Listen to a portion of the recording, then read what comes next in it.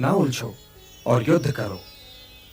यदि इस युद्ध में तुम्हारी विजय हुई तो पृथ्वी का राज्य और यश भोगोगे, और यदि वीर गति को प्राप्त हुए तब भी यश के साथ साथ स्वर्ग पाओगे। इसलिए हे कौन्तेय, उठो, सुख दुख, लाभ हानि, जय पराजय सबको समान समझो और युद्ध करो, कि यही तुम्हारा क्षत्रिय कर्तव्य भी है और मानव धर्म भी। हतो वा प्राप्स्यसि स्वर्गम जित्वा वा भोक्ष्यसे महीम, तस्मात् उत्तिष्ठ कौन्तेय, युद्धाय कृत निश्चयः।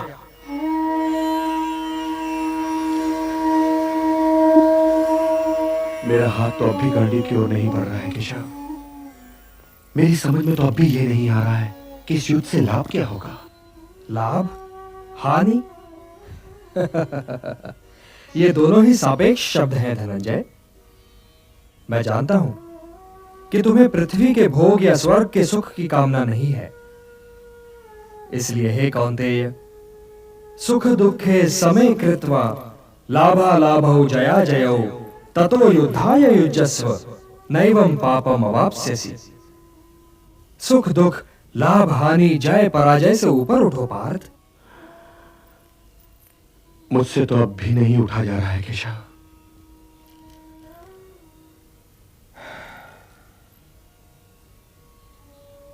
अब तक मैं तुम्हें ज्ञान और विवेक की दृष्टि से समझा रहा था पार्थ, जो जीवन के आर पार देख सकती है और सत्य की गहराई में झांककर उसकी अंतरात्मा का स्वर समझ लेती है।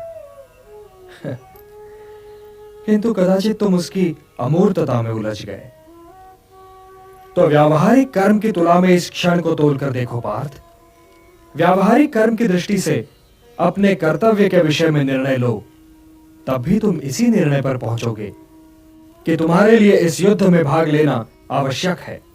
यही निर्णय तो मैं नहीं ले पा रहा हूं केशव, नहीं ले पा रहा हूं।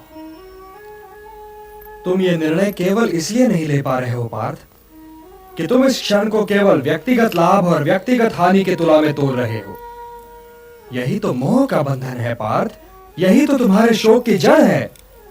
और इसीलिए तुम्हारा ये कायर, पलाय और कलंक में डुबोने वाला शोक न तुम्हारे हित में है और न ही समाज के हित में। यह शोक न वर्तमान के लिए शुभ है और न ही भविष्य के लिए। लाभ और हानि की इस कामना में न भटको पार्थ, न भटको। केवल कर्म करो, कर्म। कर्म तो अपने आप ही में पुण्य है, पवित्र है,